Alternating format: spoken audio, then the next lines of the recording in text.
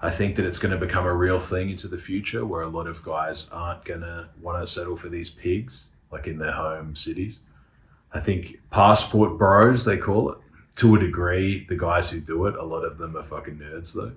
Like they're customers with women in the States or things like that. Like, you know, they're essentially just tricks. And then they just be a trick to a girl who wants less money. You know, if you go to Thailand and things like that, it's easy to, they're still a trick.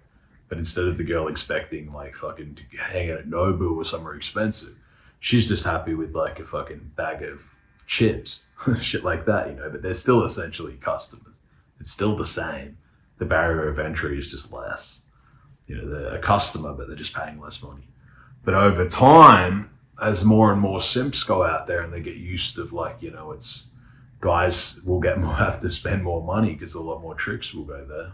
That will become a, not as bad, but still, again, poison. Because a lot of guys that do that sort of stuff only lead with their wallet. All they have is money. So then again, a lot of people have money. You know, if money's all you have, that's what's happened in the West. Guys who only have money start fighting each other and trying to offer girls more. And it's an issue. And that will eventually happen in these other places too. It won't happen the same as what it's happened now, but like in the West, in say Thailand, it'll take a long time to mop up all those people, but it will create, you know, it poisons that sort of an environment. You know, cash itself, money itself poisons people like that because they're not really consumers.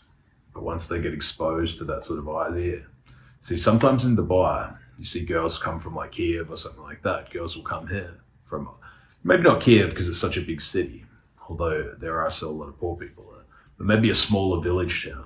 Like some guy will say, oh, I like this girl, she's a village girl, I'll bring her over for a few months if we get along, things like that. And then how does she ever go back to the village? Like when she's been taking photos in Dubai, running around Dubai, she's been like seeing all this wealth, seeing all these things, she's essentially poisoned. So then if things break up or whatever, she's going to want to stay here. And how do you think like girls are going to stay here? They're going to jump into escorting, prostitution, hide behind like, you know, real estate or whatever other guys that they have, but they're actually going to be doing like escorting.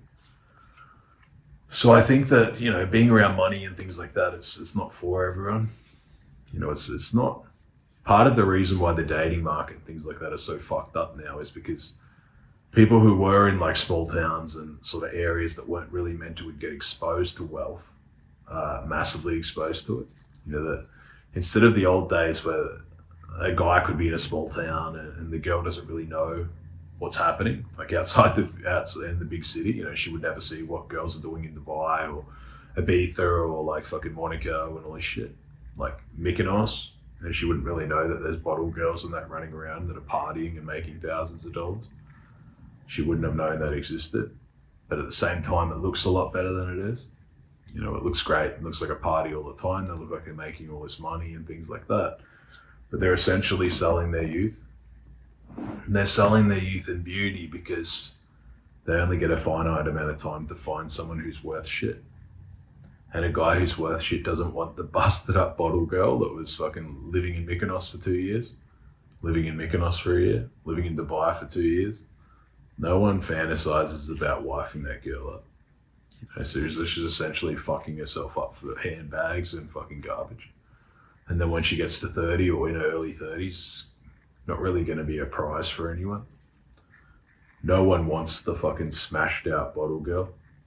You know, the only guys who are going to want that girl are guys who pretty much just lie to her to fuck it. Or maybe like some low value simps. But guys who are worth shit don't really like want the smashed out 30-year-old. Like who the fuck would? You know, there's new women coming out all the time that are 21. Why would I want to settle for one that's been smashed out? Like used and abused? Like I would still fuck her maybe if she was like a fucking stunner. But why would I like want anything long term with it? You know, it's a waste of time.